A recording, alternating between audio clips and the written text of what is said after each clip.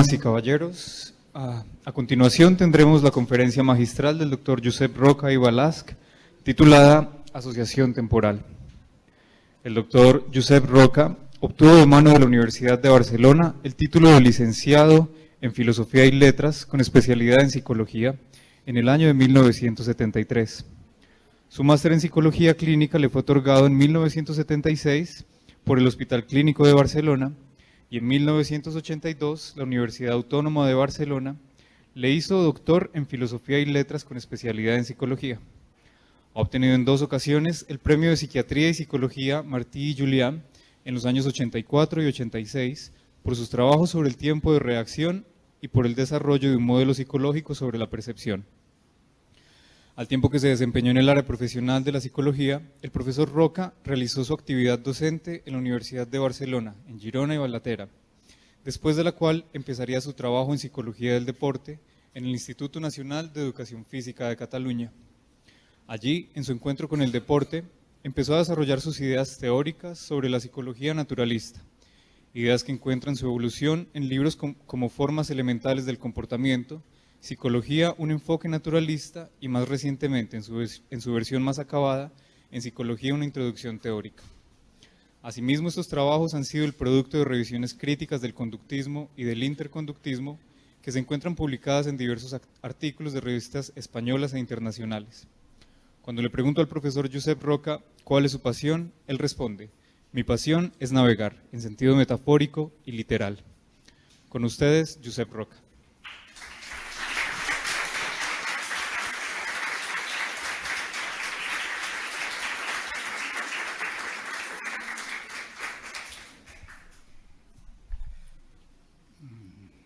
Buenos días. Bien, quiero primero agradecer la invitación a venir a Jalapa. Había estado en el año 80 y nada, volver es siempre algo, en fin, da sentido, ¿no? Agradecería sobre todo porque sé que aunque ha habido influencias de los profesores, los alumnos han sido los que han tomado la iniciativa para que yo viniera aquí. Eso reconforta más, si cabe. Y bien, evidentemente, a todas las personas que lo han hecho posible, empezando por Ricardo, por Emilio. Quiero agradecer también la referencia que ha hecho la doctora Leticia Rodríguez a esta preocupación final en mi trabajo por la relación entre psicología y educación, y para que psicología y educación sean un área de conocimiento en la universidad. Creo que esto es necesario para todos. Y bien, soy una historia como la de Ricardo, pero con más años. Un día empiezas, vas a congresos, conoces gente, quieres hacer algo y empiezas una aventura. La aventura mía no es que esté terminada, pero sí que laboralmente ya no estoy dando clases y por tanto pues os veo a vosotros iniciando un ciclo, y esto es lo que es. La vida son ciclos. Y nada, simplemente comentaros que para mí es emocionante, como podéis ver. El tema del que voy a hablar es la asociación temporal, que me han pedido varias veces el título como si no se lo creyeran. ¿De qué va a hablar? Y en parte lo puse para darles un primer mensaje en mi conferencia, que es: nosotros tratamos con las palabras. Y este es un tema difícil, entre otras cosas porque todo el mundo habla y porque en psicología las palabras se utilizan en muchos sentidos. Y creo que no debe preocupar mucho en esto, porque tiene fácil solución. Lo que hay que hacer es definir qué entiendes tú por la palabra que usas. Y sobre todo en ciencia, decir qué fenómenos incluyes en la palabra que usas. Si haces esto no es un mayor problema. El problema sigue siendo lo que estudias y tal, ¿no? La palabra asociación a mí se me ocurrió, claro, cuando vean asociación temporal pensarán que esto es un agrupamiento de socios para un tiempo caduco, ¿no? Y no. De hecho, la palabra asociación viene de eso, de agrupación de socios, y es un poco sociológica. Aunque todos hemos leído de que la palabra asociación es una de las que define desde el principio, sobre todo los filósofos empiristas, lo que es lo mental, ¿no? Entonces, bien, no importa. Lo importante es decir cómo la definiría yo. Y yo lo diré varias veces. La defino como relación ontogenética entre reacciones orgánicas. Si lo defines así, dices, va, bueno, pues ya sé qué quiere decir esto. Y tiene una cosa muy buena la palabra asociación, por eso yo le tengo un cierto aprecio intelectual, porque admite adjetivos que son útiles para la teoría psicológica. Y uno de los adjetivos que admite es temporal. O sea, puede existir una asociación temporal, si lo defino así, la asociación. Todo el mundo piensa en la asociación de ideas, asociación de estímulo-respuesta, pero tal como la he definido puede existir el concepto de asociación temporal, que de esto es lo que quiero hablar. Aparte de esto, en esta primera diapositiva tenéis la referencia, y esto es un poco de publicidad, pero es de una institución que no tiene ningún tipo de economía, es una institución virtual además, que es el Liceu Psicològic. Ahí podéis encontrarse, que muchos ya habéis entrado, podéis encontrar mis trabajos de autores del Liceu, que son personas que han escrito algo en la línea que, diríamos, se inició a partir del modelo teórico de campo de Cantor, de Emilio, etcétera, ¿no? O sea, aquí lo podéis encontrar.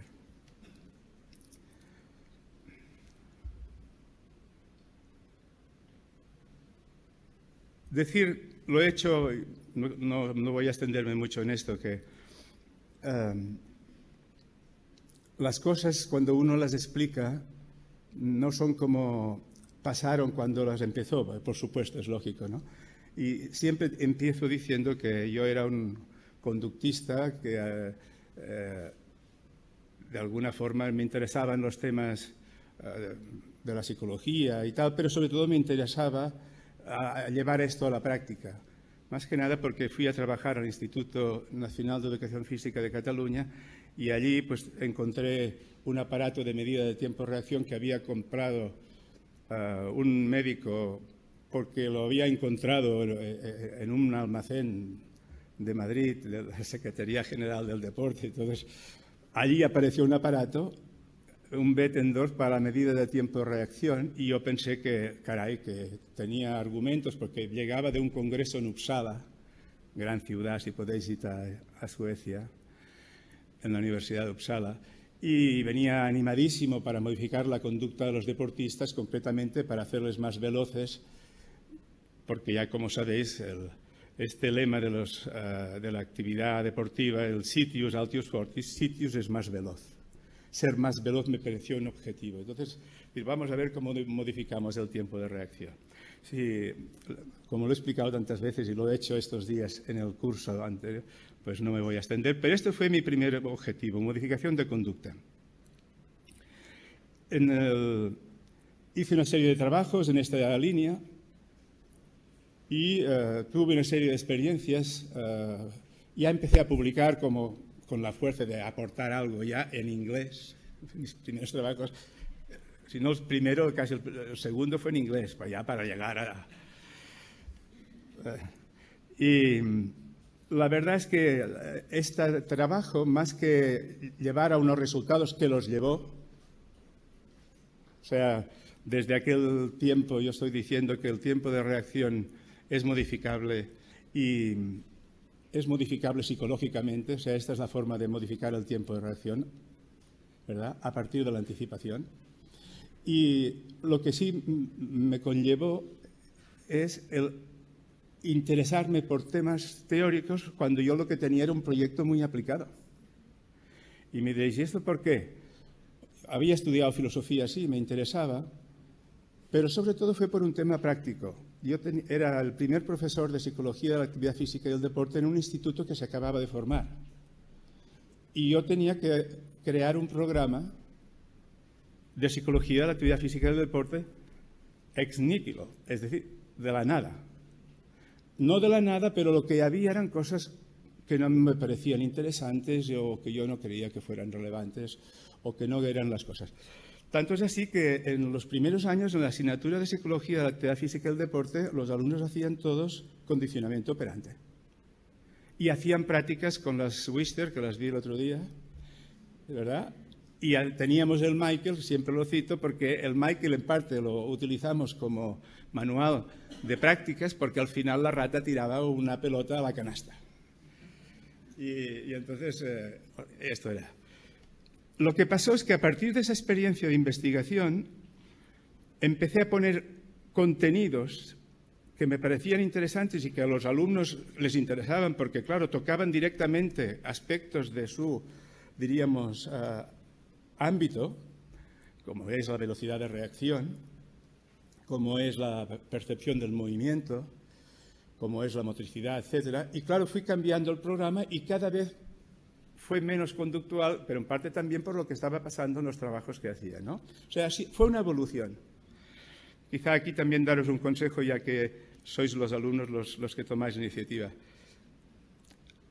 Dejaros llevar, o como decía aquel poeta chino, sed agua. En el sentido de que uno no tiene que poner resistencias a estos encuentros, a estas ideas que te aparecen de golpe, no de la nada, sino porque es que lo que estás haciendo te ha llevado a esta idea. Y dejad que la idea, al menos para mí, ha sido la experiencia más gratificante, desarrollar un saber que parte de un interés, pero que luego se desvía y se va a otro. Ser agua es esta metáfora muy bonita. Entonces, como decía, pues trabajé inicialmente con el Bettendorf, con trabajos para modificar el tiempo de reacción. Me surgió el tema clave que he comentado en el curso anterior, pero que es fácil de entender en una sola frase, y es, resultó que yo no podía modificar el tiempo de reacción con refuerzo y aplicando el esquema de la triple relación de contingencia. No lo modifiqué ni con mucho dinero. O sea que, por más que pusiera dinero y tenía voluntarios a mansalva, no bajaban de un tiempo que, si como el visual es en 20 centésimas de segundo una reacción estándar, o sea, esto es lo habitual, pues bajaban a 16 por la motivación que le ponían, pero de 16 no bajaban. Entonces, claro, a la pregunta, ¿se puede modificar el tiempo de reacción? La gente contestaría a partir de esto un poco, pero no mucho, porque entonces la gente empieza a decir, no, que cada cual tiene el suyo, y entonces esto es innato, o esto es instintivo, o esto es neurológico, o esto es fisiológico, o lo que sea. Y hay gente rápida, hay ordenadores que procesan rápido, ordenadores que van despacio, los humanos somos igual, y todo un discurso que es nefasto, ¿no? Pero, porque la cosa es muy simple. Si tú le haces al sujeto la medida del tiempo de reacción solamente estableciendo una constancia que él se puede dar cuenta, y es que el tiempo que pasa entre el señal de alerta, que se procede siempre así, y el estímulo que tú dices que tiene que reaccionar es regular, es constante, en pocos ensayos te hace un cero y se modifica el tiempo de reacción. Me diréis, pero esto es trampa. No, porque la realidad es que los contrarios, los jueces, los automatismos son constantes. Si son constantes, entonces lo que hay que hacer es enseñar a la gente a captar las constancias. Y este fue el tema, que la modificación del tiempo de reacción se hacía por un tipo de orientación que no era por lo que venía después, que era el refuerzo, sino porque el sujeto miraba cosas que antes no había mirado, por decirlo así de forma gráfica. Tenías que enseñar a mirar. Y este fue el tema, ¿no? Con este tema a lo que llegué es que una cosa es la reacción orgánica y el tiempo de reacción, la latencia, que es otra palabra sinónima de tiempo de reacción, y otra cosa es la anticipación y la orientación temporal, que ya no tiene incluso el matiz de rápida. La orientación temporal tiene que ser ajustada, pero no rápida. Entonces, enseñar a ajustar en el tiempo no es enseñar a ser veloz, es otra cosa, pero que es lo que además, digamos, soluciona el tema que todos, y a mí me había planteado, es decir, ¿cómo hago que la gente sea más rápida? Pues enseñando a anticipar. ¿O es que no se puede? Pues no se puede. Pero casi siempre se puede. Solo en la medida del tiempo de reacción estándar no se puede. ¿Por qué? Porque ya se diseñó para que no se pudiera. Los intervalos son variables y el sujeto nunca anticipa, a no ser por casualidad. O porque aprende algo. Y lo que se aprende siempre es porque este aparato no lo manipula, no está programado aleatoriamente, sino que hay un examinador. Cuando hay un examinador, estudian al examinador sin querer, porque además no es consciente. Ven tu ritmo en la entonación de la palabra. ¿Listos? ¡Pum! Si digo ¿listos? Va más rápido. Entonces, es esto lo que pasa, ¿no? Bien, esto además me llevó a algo que para mí fue muy bueno para la docencia. Insisto mucho en esto, porque yo no pretendía hacer un modelo teórico, sino organizar bien mis contenidos de psicología. Porque yo era profesor y me lo tomé en serio ser profesor. De hecho, ser profesor es fantástico. En el sentido de que es una experiencia que, en fin, que vale la pena disfrutarla, ¿no? Entonces, el tema fue que pude y empecé a tener conceptos que me permitían decir, oye, que esto que explicas no es psicología. Y es lo que yo veía que muchos profesores de psicología hacían, que es que hablaban de cosas y de factores y de reacciones y de factores de las reacciones que no eran psicológicas, sino que era un tema fisiológico, neurofisiológico o fisiología sensorial. Entonces, claro, el tener un concepto como es reacción-anticipación, que te dice, oye, que una cosa es la biología y otra cosa es la psicología, esto me fue muy bien para decir, oye, ¿yo qué voy a explicar? Lo de los biólogos no, tengo que explicar. Y tuve la gran suerte de que en aquel momento nos pusimos, porque un entrenador que se interesó mucho en el tema, 2 o 3 entrenadores, no uno, y empezamos a hacer algunos trabajos para modificar la salida en el atletismo, que sabéis que en el atletismo la salida es bastante importante, no es definitiva, pero es bastante importante, sobre todo en 100 metros de 110 vallas. Y entonces empezamos a entrenar a gente a salir. Y me lo admitieron rápido. Los psicólogos creamos muchas reticencias siempre, porque nos relacionan con la insania. Hubo un jugador famoso en el Barça que decía, yo no voy al psicólogo porque no estoy loco.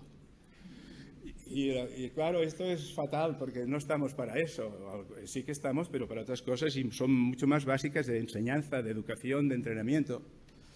Y bien, la cuestión fue que ahí esto fue muy bien aceptado, todo este tipo de trabajo, por los otros profesores. Y además veían que tú hacías un tipo de aportación que no era nada espiritística, ni nada de pasar test, que esto que les pase es un test no gusta. Total, que cambió, como os decía, el enfoque de...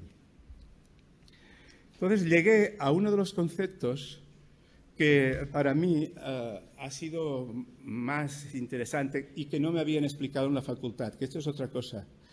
Ya lo veréis, cuando uno empieza en un ámbito, o al menos a mí esta experiencia fue definitiva, y dice, oye, ¿y a mí por qué no me han hablado de las constancias perceptivas?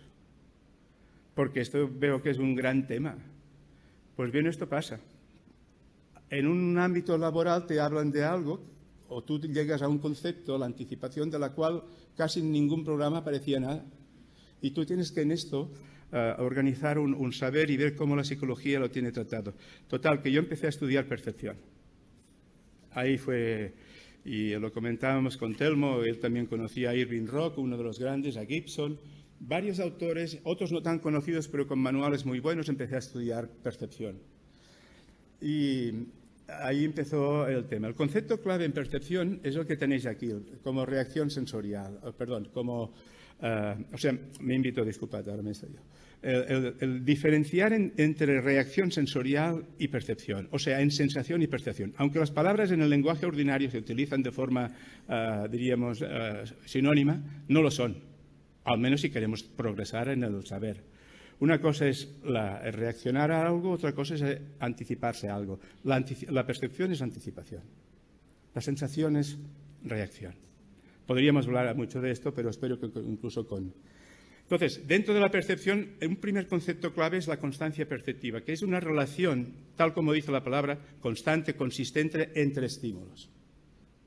Y el tema de las constancias perceptivas llega a una serie de conceptos que la concretan, que son constancia de la forma, constancia del color, constancia de la textura, constancia del peso, constancia del gusto, constancia del olor, y todas cruzadas construyen un universo que lo lo realizamos nosotros esta construcción desde la infancia y que pensamos después que todo esto lo tenemos de automático y no.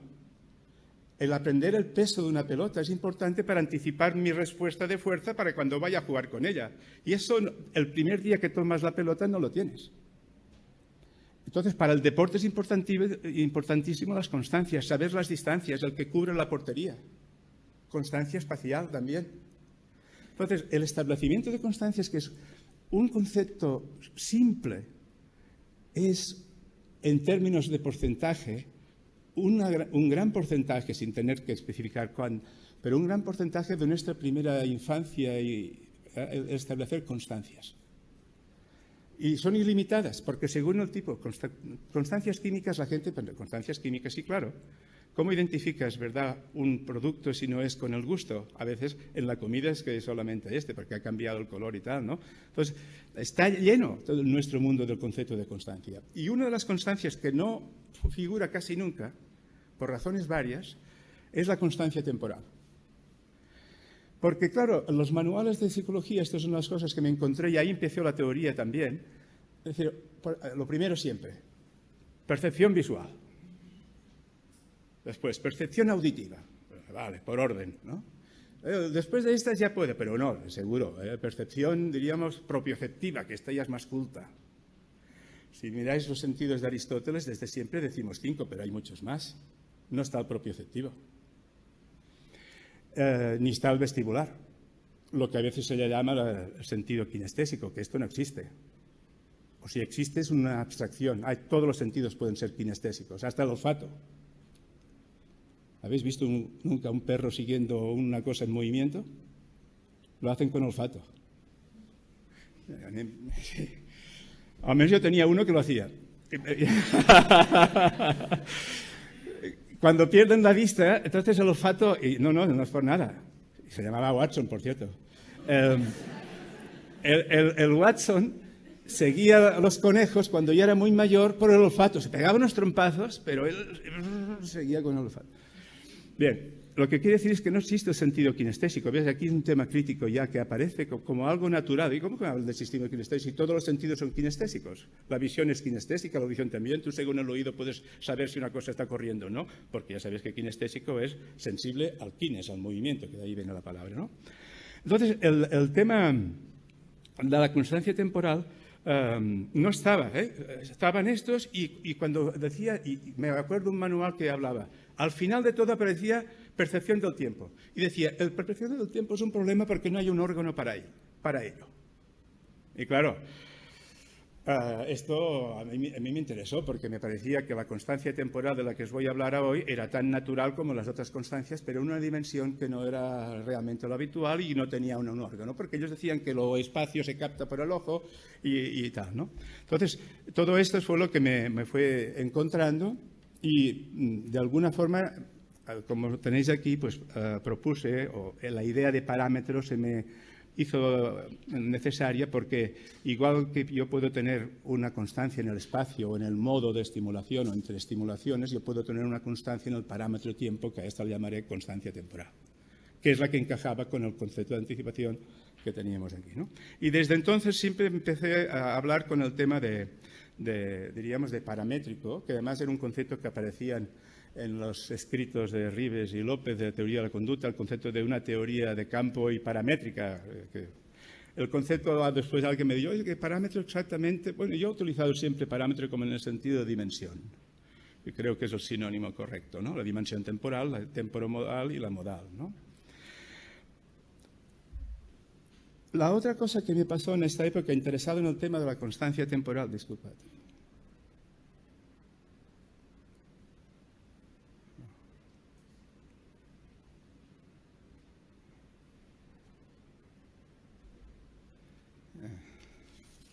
Es que he cambiado esta mañana algunas transparencias. Y esto entonces lo pagas porque... Bueno, pues voy a hablar de... Luego supongo se saldrá. Esta es una gráfica que pensaba, podrías hacer la conferencia solamente con estas dos cosas de aquí. Y voy a estar un rato, pero no toda la conferencia. Estos son dos registros que están en el libro de formas elementales de comportamiento, que he hecho una foto, ya se ve el flash por aquí, ¿verdad? Y le hice una foto porque luego ya perdí los registros, los debo tener por algún sitio, pero me es más cómodo ir al libro y fotografiarlos, ¿no? Pero esos son registros de un polígrafo. Una de las cosas que empecé a hacer cuando el aparato de Bettendorf no me servía, porque como presentaba los estímulos aleatoriamente no me permitía estudiar la anticipación, lo que utilicé es un aparato que alguien había comprado, que esto pasa así en los estados muy centralizados, ¿no?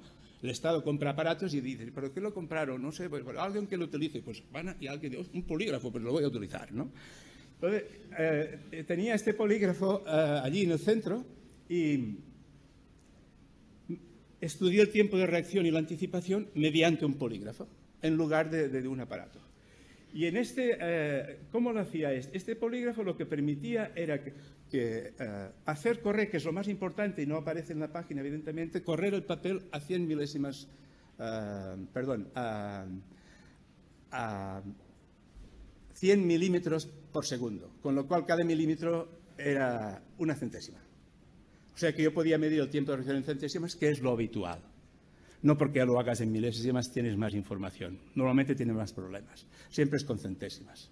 La centésima es muy buena, 100 veces 1, o sea, el medio, fantástico, ¿no? Eso sí, corría mucho, gastaba mucho papel, luego se rompía, porque claro, a esta velocidad el papel salía como un churro, ¿no? Y al sujeto, esto no se lee, no lo leo yo, aquí pone SUP, el concepto de SUP siempre es estímulo elicitador. Estímulo excitador. No, pero ahí también tengo. Aquí está SUP y aquí está, SUPX, que es el estímulo elicitador, y SUP, que es el elicitador es este y es el señal de alerta.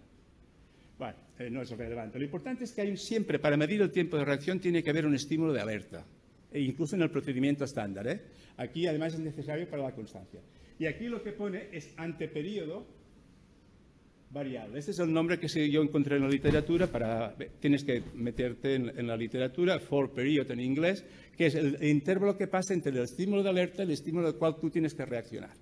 Y por definición, que no se ve aquí, este anteperíodo tiene que ser siempre variable. ¿Qué grado de variabilidad? ¿Qué oscilación? Depende del experimentador. Y esto es un gran hándicap, porque es una variable fundamental para variar la reacción. Normalmente yo trabajaba siempre entre 2 y 5 segundos.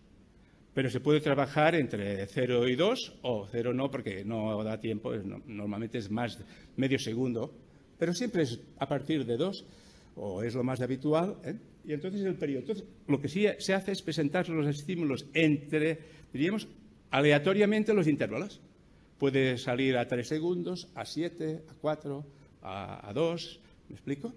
Y por tanto el sujeto no puede anticipar porque oscila el intervalo. Entonces, aquí tenéis vosotros el tiempo de reacción que se mide desde el inicio del estímulo, que tenéis este diente aquí, al inicio. Él contestaba en lugar de en uno de los botones del polígrafo que movía la aguja, y yo tenía, y aquí podéis calcular, veis que pasarían unos 20 y pico, depende también del tipo de formato, oscila, pero sobre unas 20 centésimas de segundo el sujeto reacciona. Esto es medida de tiempo de reacción. Lo más interesante aquí es que, además, tomé un registro miográfico del brazo en los músculos que teóricamente empezaban a hacer la fuerza para que el sujeto diera la respuesta aquí, ¿la ves? Y lo más interesante es que, esto es muy interesante. Fijaos que esto